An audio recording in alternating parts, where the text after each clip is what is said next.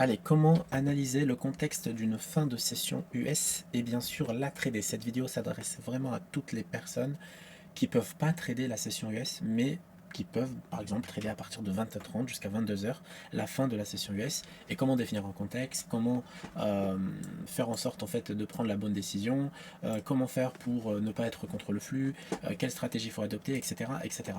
Alors le contexte de fin de session est complètement différent de la session en fait on va dire en soi de l'open, d'accord? Parce que sur l'open en fait on va plutôt trader ce qu'on appelle la volatilité et on va chercher parfois à trader contre le mouvement. Donc c'est ce qui s'est passé aujourd'hui, hein. J'ai essayé de trader la volatilité et contre le mouvement, donc des fois ça marchait, des fois ça marchait pas. Donc c'était une session assez complexe parce qu'on avait quand même deux annonces économiques, une à 15h45, donc ça gâchait un peu tout, donc les intervenants ils étaient un peu sur le recul, etc. Et une à 16h qui a tout explosé, après on avait le pétrole à 16h30, mais au final ça finit en positif sur le compte de trading. Donc ici par exemple, la fin de session, donc ça va complètement être différent.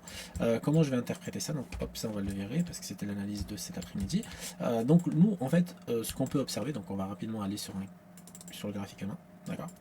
Et là on voit ça. Voilà, là clairement on va go to the moon, let's go, je suis trop bien, je veux aller vers le plus haut. Donc là en fait, comment je vais exprimer ça, c'est que le marché en fait à un moment ou à un autre il va bien retracer. Ok.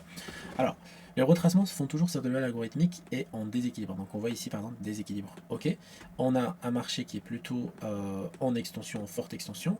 Et quand on arrive proche des levels algorithmiques, donc là vraiment R1 mensuel, R2 weekly, qui sont des niveaux très très très intéressants, ça va m'intéresser de voir en fait sur le footprint qu'est-ce que j'ai exactement sur le carnet, etc., etc. Donc là, maintenant que j'ai ça, ok, on va rentrer avec pas besoin de mettre beaucoup de stop loss, hein, vraiment 8 c'est parfait. Non, même pas, parce que j'ai déjà le 8, pardon. Voilà, 8 c'est parfait, donc 9, hein, c'est le tic de trop, on sait jamais. Donc voilà, ici, il faut vérifier ici si on n'a pas déjà une absorption, parce que le marché manque de volatilité, donc il est un tout petit peu plus long, d'accord.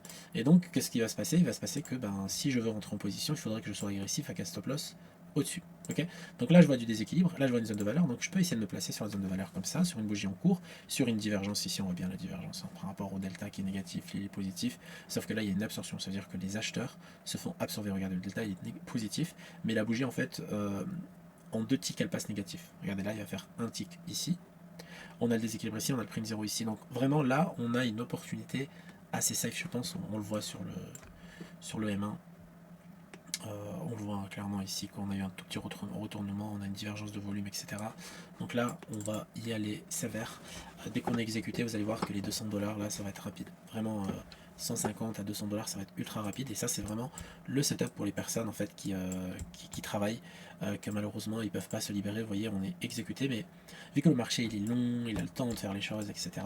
Donc dès qu'on est exécuté, en fait, le marché va généralement dans notre sens parce qu'on est tellement haut et en fin de session quand on est tellement haut comme ça généralement on fait un pullback en fait, on fait un comeback dans les zones d'équilibre. Après nous notre objectif c'est de trader le début du pullback, d'accord, mais pas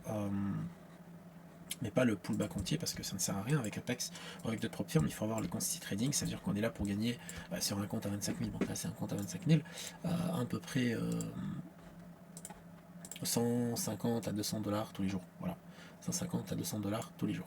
Donc là, rapidement, je vous montre le compte. C'est lui. Donc 50 ou 9. Ok.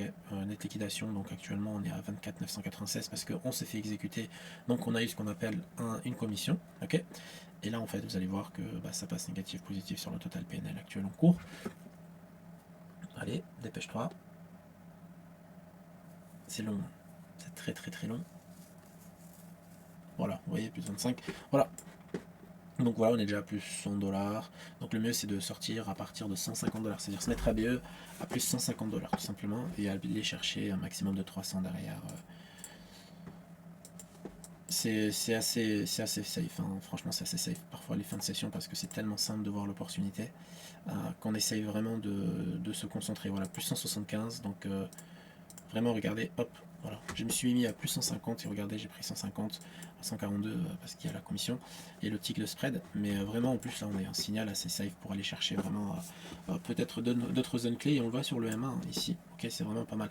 Donc voilà, si vous êtes satisfait de ce genre de contenu, n'hésitez pas à nous rejoindre tous les jours en live trading à partir de 15h30. Donc je vous annonce à chaque fois si je suis en live le lendemain ou pas, mais généralement je suis tous les jours de la semaine en live trading pour ceux qui peuvent assister à la session américaine.